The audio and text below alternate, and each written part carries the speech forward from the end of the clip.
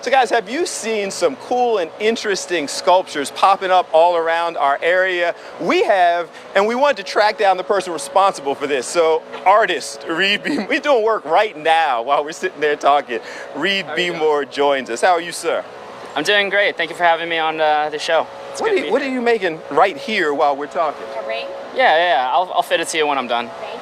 So you just made Tori a ring while we're sitting out here talking? Yeah. It's kind of my thing, you know. Okay. Just like feeling the room and, I don't know, just bringing smiles. That's all. Yeah. That's all it is. How'd you get into this? Like, we can see, I'm gonna step out of the way so Jared can show some of it, but how'd you get into doing this? Well, I mean, it was just fulfilling a need. I hung out with a lot of people who did graffiti back in the day, and my thing was wires, so, you know, you just put one and one together, and then eventually, you know, a decade later, you have a field of work, you know? But I'm curious because this is unique. You don't see a lot of people working like this. You know, are you the first who kind of discovered this? No, I wouldn't say I'm the first. I might be one of the proprietors of a technique, but definitely not the first. I'm just building on what has already been made and, you know, just trying to innovate and try to figure out ways to mess with the material a little bit more.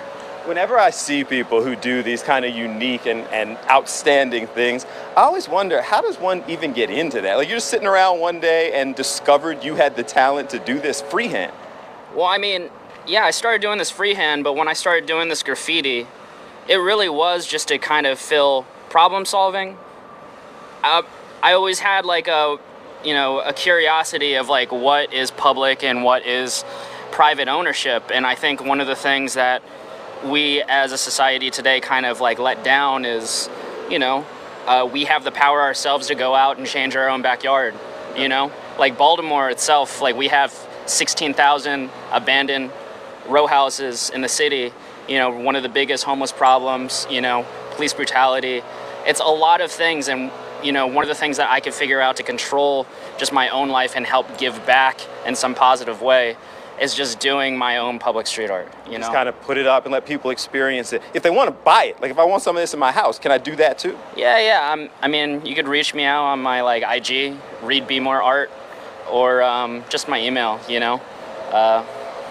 Thank you for supporting, you know, for real. Absolutely, I'm gonna get something. So, you can't see Jared right now, but most of the people on the station know Jared.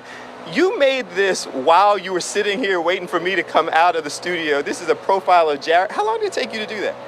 I mean, it only took me like 5 minutes. He was very still looking at his phone, so I thought it would be just a good opportunity to take advantage of, you know? Yo, this guy is talented, so I encourage everybody to check him out. You can see over there where you can find him on social media. My guy Mike G came downstairs when he heard Reed was here, so we're gonna do something on the 215 with Reed Bmore or something else. We appreciate you, man. This is awesome. Yeah, you too. Thank you for having me out, Philadelphia. Try to figure out what Tori got a ring, Jared got a sculpture. What we gonna get? I'm gonna go hook him up on social media, guys.